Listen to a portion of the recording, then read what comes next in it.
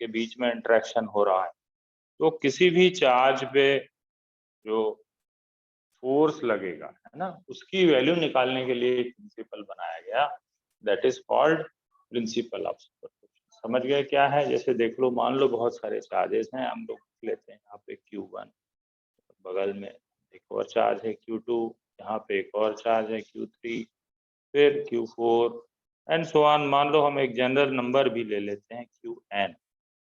ये ढेर सारे चार्जेस यहाँ पे प्रेजेंट है, ठीक है।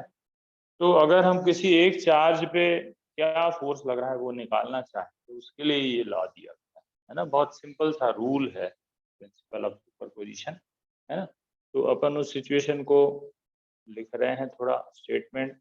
ये 2 नंबर के लाइक क्वेश्चन है अपने बोर्ड के हिसाब से, ठीक है।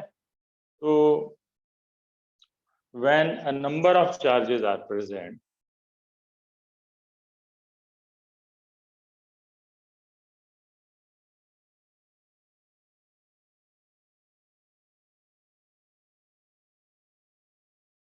ठीक है, ये सिचुएशन हमने बता दी। तो ढेर सारे चार्जेस प्रेजेंट हैं, तो किसी भी एक चार्ज पे लगने वाला फोर्स, है ना, then force on given charge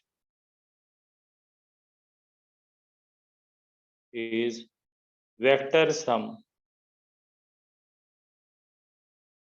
अब इस मान लो 1 पे ही फोर्स निकालना चाह रहे हैं, तो वो जो फोर्स होगा वो क्या होगा, जितने अलग अलग सब चार्जेस के ऊपर फोर्स लगा रहे हैं उन सबका वेक्टर सम होगा, है ना। तो बस यही चीज है। जैसे मान लो 2 इसके ऊपर कुछ फोर्स लगाएगा, 4 इसके ऊपर लगाएगा, 3 लगाएगा, जितने भी हैं सब बारी बारी से लगा रहे हैं, सबका वेक्टर सम कर दिया जाएगा। बहुत सरल चीज है ना। तो बस उसी को स्टेटमेंट बनाया जाता है। तो इस vector sum of the forces exerted on it by all other charges, ठीक है। So when a number of charges are present, ये हुई सिचुएशन। निकालना क्या है, force on a given charge कितना होता है, is vector some of the forces exerted on it by all other charges। इसको छोड़ के जो बाकी जितने चार्जेस हैं वो इसके ऊपर जितना फोर्स लगा रहे हैं, है ना, उन सबका वेक्टर सम। अब इसी चीज को हम लोग फॉर्मूले के फॉर्म में लिखते हैं। तो फोर्स ऑन चार्ज 1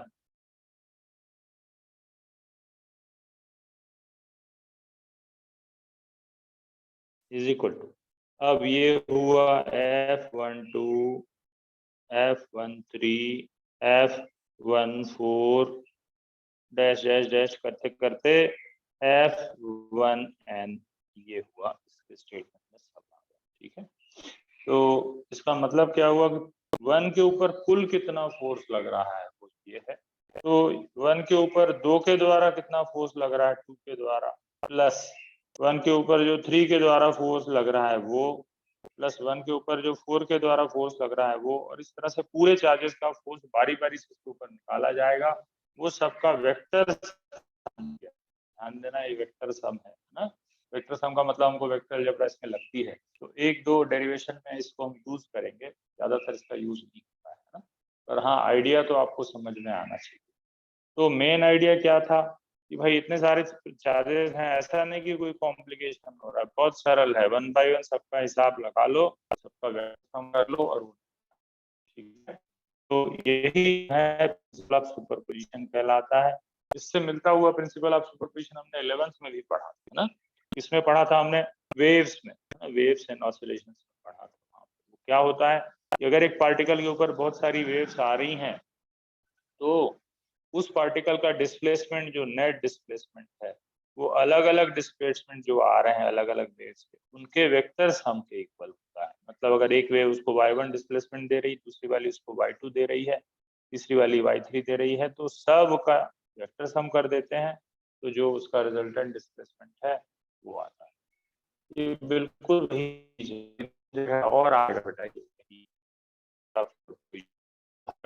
बिल्कुल ऐसे ही रहता है, आप समझ लेंगे, आपको लगेगा कि हाँ ठीक है, बहुत ईजी है, ठीक।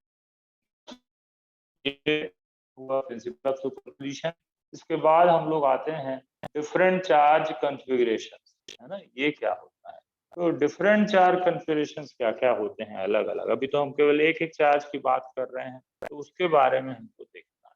तो डिफरेंट चार्ज कॉन्फ़िगरेशंस, सबसे पहले जो अभी तक हम देखते आए हैं वो कहलाता है पॉइंट चार्ज। जो एक चार्ज बोल रहे हैं वो कौन सा चार्ज था, पॉइंट चार्ज। पॉइंट चार्ज क्या होता है, बहुत छोटा चार्ज होता है, साइज जो है ना, जो भी चार्ज ऑब्जेक्ट है वो बहुत कम। तो size of the charged object is very small, है ना, very small compare to distances. Distances ज्यादा है उनके बीच में, है ना, लेकिन चार्ज की जो साइज है वो बहुत छोटी है। एक टेक्निकल पॉइंट है बेटा, ये समझने वाली बात है बस, ठीक। दूसरे नंबर पे आता है डाइपोल। अब दो चार्ज आपस में बहुत पास पास पे सेट कर देते हैं, उस कॉन्फ़िगरेशन को हम लोग डाइपोल कहते हैं, है ना। तो डाइपोल क्या है, dipole is a system of two equal and opposite charges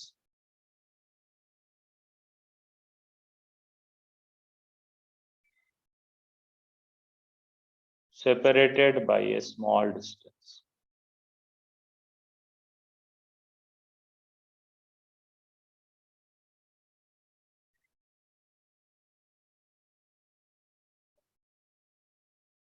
तो दो बराबर बराबर चार्ज हैं लेकिन अपोजिट, है ना, ध्यान देना।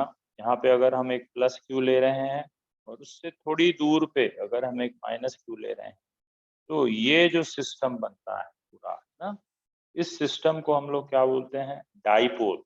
तो दो हैं, डाई का मतलब दो पोल हैं, दोनों उल्टे उल्टे हैं।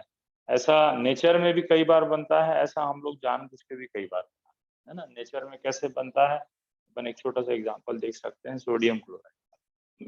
सोडियम क्लोराइड का जब फॉर्मेशन होता है तो उसमें बॉन्ड बनने के पहले ये पॉजिटिवली चार्ज हो जाता है, फिर ये नेगेटिवली चार्ज हो जाता है, फिर ये आपस में एक दूसरे से अटैच हो जाता है। तो ये एक डाइपोल का बहुत बढ़िया एग्जाम्पल है ना।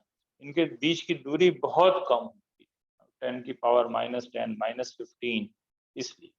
तो जनरली इसीलिए कहा जाता है कि डाइपोल की जो लेंथ होती है आइडियल डाइपोल, तो ये एक ऑब्जेक्टिव है पुराना, और आइडियल डाइपोल लेंथ उसकी बहुत कम होती है, और आइडियली कितनी होनी चाहिए, 0 होनी चाहिए, है ना, बिल्कुल नेग्लिजिबल होनी चाहिए, एकदम पास पास, बिल्कुल पास पास। एक तरफ देखें तो प्लस दिख रहा है, पलटा के देखें तो माइनस दिख रहा है, ऐसा, ठीक है। फिर इसमें एक और चीज काम की आती है डाइपोल में ही, इसी के अंदर ही, उसको भी अपन को यहीं पे, that is called dipole moment, एक और टेक्निकल टर्म, है ना। ये क्या होता है, product of one of the charges and distance between them.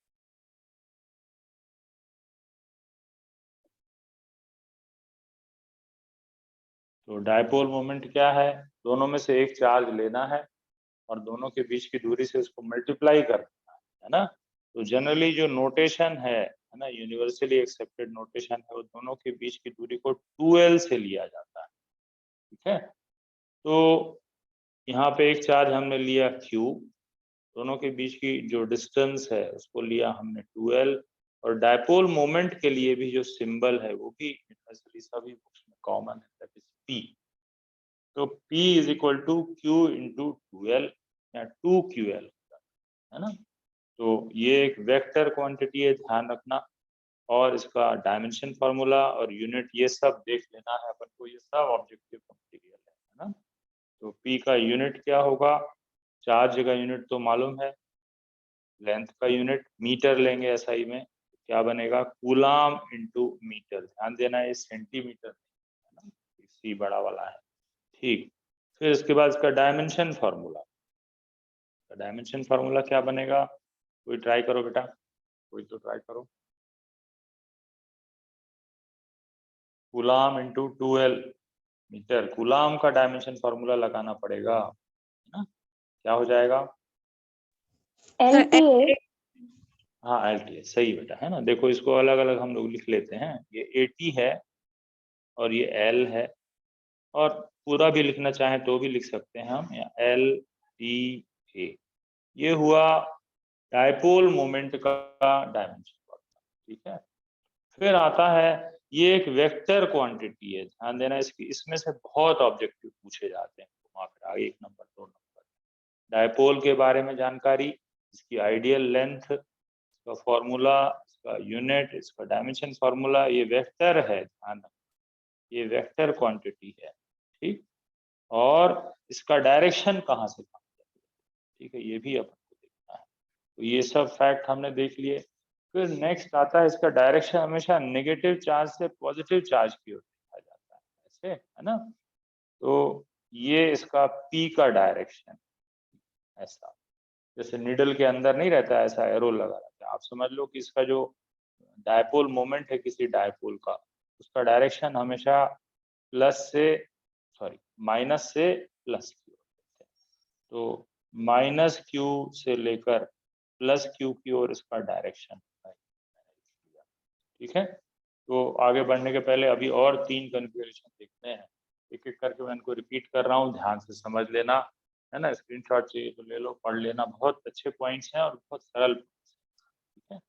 सबसे पहला कॉन्फ़िगरेशन जो अभी तक हम पढ़ते आए थे, बार बार चार्ज बोल रहे थे, वो एक्चुअली पॉइंट चार्ज। तो अगर आप टेक्निकली देखें तो कई बुक्स में लिखा भी रहता है कि फोर्स बिटवीन 2 पॉइंट चार्ज। तो पॉइंट चार्ज होता क्या है? जब जो चार्ज ऑब्जेक्ट है, जैसे स्फेयर लिया, बहुत छोटा है, इसके कंपैरिजन में छोटा है डिस्टेंस, है ना। जैसे मान लो 2 चार्जेस हम Q1 Q2 लेते हैं, जब भी हम देख रहे हैं तो लेते हैं, तो मान लो एक छोटा स्फेयर था, यहाँ पे भी स्फेयर था, तो ये दूरी ज्यादा है, इसकी साइज बहुत कम है ना, तो साइज नेग्लिजिबल है, तो उसको हम पॉइंट चार्ज कहते हैं। फिर दूसरा कॉन्फ़िगरेशन हमने 2 चार्जेस का पढ़ा, कि 2 इक्वल एंड अपोजिट चार्जेस को अगर सेट कर दें कुछ डिस्टेंस पे, वो दूरी बहुत कम रहती है, है ना। तो उस कॉन्फ़िगरेशन को हम एक डाइपोल बोलते हैं, हिंदी में द्विध्रुव बोलते हैं। वो भी एक अच्छा टर्म है ना समझने के लिए। तो ये 2 ध्रुव हैं, इसलिए इसको द्विध्रुव बोलते हैं। तो dipole is a system of 2 equal and opposite charges separate. तो ये इसी को हम डाइपोल, हमने एक डायग्राम बना दिया जिसमें एक तरफ प्लस Q चार्ज है, दूसरी तरफ माइनस Q चार्ज, ठीक, ये एक डाइपोल बन गया, ठीक। फिर अब उसके बीच की, दोनों चार्जेस के बीच की जो डिस्टेंस है उसको हम 2L लेते हैं, ध्यान रखना। जैसे अगर 20 सेंटीमीटर भी लेना होगा तो आप लिखोगे 2L = 20, फिर L की वैल्यू निकाली जाएगी, तब हम एक आध क्वेश्चन करेंगे तो वहां क्लियर होगा। तो उसके बीच की डिस्टेंस को 2L लेते हैं, ठीक। फिर हमने बताया कि आइडियली डायपोल की जो लेंथ है या दोनों चार्जेस के बीच की डिस्टेंस है उसको 0 लिया जाता है ना, बहुत कम, ना के बराबर होना चाहिए, ठीक है। बाकी एक्चुअली तो थोड़ा अलग अलग मिलेगा। फिर डायपोल मोमेंट क्या है, एक नई चीज इसके अंदर आ गई, वो क्या है, वो P से डिनोट करते हैं, है ना। Product of one of the charges and distance between them for dipole is called dipole moment, ध्यान रखना, MOME, ठीक। फिर डायपोल मोमेंट के लिए सिंबल है P होता है P = Q × 2L, उसका हमने यूनिट लिखा कूलाम × मीटर। फिर हमने उसका डायमेंशन फार्मूला बनाया LPA। फिर ये भी बताया आपको कि ये वेक्टर क्वांटिटी होती है, इसका डायरेक्शन माइनस चार्ज से प्लस चार्ज, है ना। ये रेगुलर पूछे जाने वाले बोर्ड के द्वारा क्वेश्चन है, कोई भी घुमा फिरा के पूछ लेंगे, डायरेक्शन कहाँ से कहाँ लेते हैं, ठीक। फिर ये वेक्टर है कि स्केलर है, 2 नंबर में इतना सही कई बार वो पूछ लेते हैं कि डायपोल मोमेंट वेक्टर है क्या, स्केलर है, तो डायरेक्शन कहाँ से, इस तरह से कई बार वो बहुत सरल प्रश्न दे देते हैं, है ना। तो ये हुआ दूसरा कॉन्फ़िगरेशन। फिर तीसरा आता है कि जब चार्ज देते हैं हम लोग, तो किसी वायर को चार्ज देते हैं तो उसके ऊपर पूरा चार्ज डिस्ट्रीब्यूट हो जाता है, थर्ड नंबर का डिस्ट्रीब्यूशन, है ना। थर्ड नंबर का डिस्ट्रीब्यूशन क्या है, उसको हम बोलते हैं लीनियर चार्ज डिस्ट्रीब्यूशन, ठीक।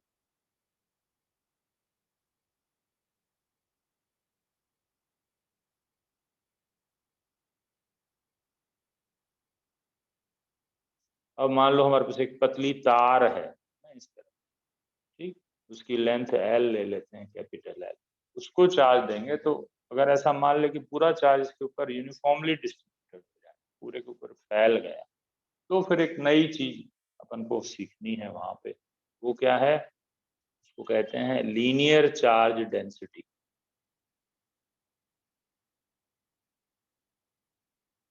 उसको हम लोग लैम्डा से डिनोट करते हैं, है ना। तो ये क्या फॉर्मूला रहता है? इसका फॉर्मूला रहता है total charge upon length of wire.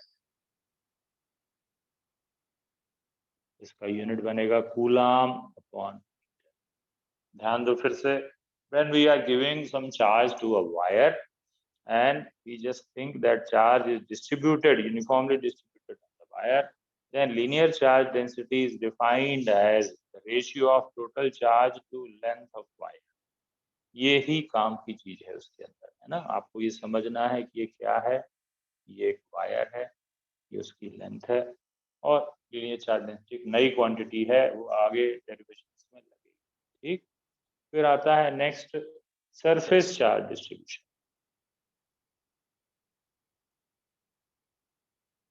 उसी के अंदर आ जाएगा सरफेस चार्ज डेंसिटी, है ना। तो ये क्या होगा? जब हम एक शीट को दे रहे हैं चार्ज, अब एरिया या सरफेस की बात करनी है तो शीट, जब लेंथ की बात करनी है तो वायर। तो ये हम किसको देते हैं? एक प्लेन शीट जैसे पेपर का टुकड़ा है ना, इस तरफ देते हैं। तो उसको जब चार्ज दे रहे हैं तो उसके ऊपर चार्ज पूरा फैला जा रहा है। तो यहाँ पे फिर से हम लिखेंगे टोटल चार्ज अपॉन, अब की बार क्योंकि एरिया को दे रहे हैं तो उसका नीचे एरिया की बात है ना, एरिया ऑफ शीट। इसका यूनिट होगा coulomb upon metre square. Fifth और लास्ट है ना, उसको कहते हैं वॉल्यूम चार्ज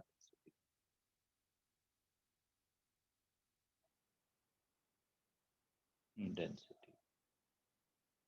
इसको हम लोग रो से डिनोट करते हैं। और फिर से इसके लिए ऊपर टोटल चार्ज ही रहेगा, नीचे वॉल्यूम आ जाए, और कूलाम पर मीटर क्यूब इसके लिए। तो ये वाले पूरे पोर्शन हो गए। अब हम लोग 2-3 न्यूमेरिकल करेंगे और उसके आगे बढ़ेंगे, छोटे छोटे जो अभी तक पढ़ा है। फिर से मैं इसको रिपीट कर रहा हूँ, ध्यान से सुनना बेटा। टोटल 5 चार्जेस की सिचुएशंस है। इसमें अभी तक हम बार बार एक ही देख रहे थे, है ना, वो ये पॉइंट चार्ज। तो पॉइंट चार्ज क्या होता है? जब चार्ज ऑब्जेक्ट की साइज डिस्टेंसेस के कंपैरिजन में बहुत कम होती है तो उसको हम पॉइंट चार्ज कहते हैं। दूसरे नंबर पर हमने डायपोल पढ़ा। Dipole is a system of two equal and opposite charges separated by a small distance। फिर इससे जुड़ी हमने एक दो चीजें पढ़ी। P के बारे में पढ़ा, है ना। P क्या है? P है डायपोल मोमेंट, उसका फॉर्मूला, उसके बारे में जानकारी, वेक्टर क्वांटिटी है ना। तो P के बारे में 2QL, ये फॉर्मूला याद रखना है, Q इंटू 2L। फिर ये वेक्टर है, डायरेक्शन माइनस से प्लस की ओर लेते हैं इसका डायरेक्शन। फिर इसके बाद हम आगे बढ़े, एक और चार्ज डिस्ट्रीब्यूशन। जब एक वायर को चार्ज देते हैं तो पूरी इसकी लेंथ में फैल जाता है। तब कैसे जानेंगे कहाँ पे कितना चार्ज है? तो हम लीनियर चार्ज डेंसिटी की बात करते हैं। तो linear charge density is total charge upon length of. फिर जब एक शीट को चार्ज देते हैं तो उसकी पूरी एरिया में चार्ज फैल जाता है। तो फिर सरफेस चार्ज डेंसिटी एक नई क्वांटिटी आ जाती है। उसको कैसे डिफाइन किया गया? Ratio of total charge to area of sheet, उसका यूनिट बन गया। फिर वॉल्यूम चार्ज डेंसिटी, अब एक सॉलिड को जब हम देंगे, ठोस जिसमें कि वॉल्यूम है ना, उसको चार्ज देते हैं तो उसके पूरे अंदर through out the volume charge फैलता है। तब फिर एक नई क्वांटिटी आती है ना, सरफेस चार्ज। ये तो अब हम लोग को स्फेयर का पार्ट निकल गया है, ये शीट का जरूरत पड़ेगी, लेंथ की जरूरत पड़ेगी, है ना, दोनों की। तब वहां पे दिखेंगे तो वहां पे ये चीज अपन को काम आएगी। तो फिर से हमने देखा volume charge density is equal to total charge given Q upon volume. Unit बनी coulomb upon metre cube. Dimension formula पूछे तो बता सकते हैं, कोई इशू नहीं, ठीक है।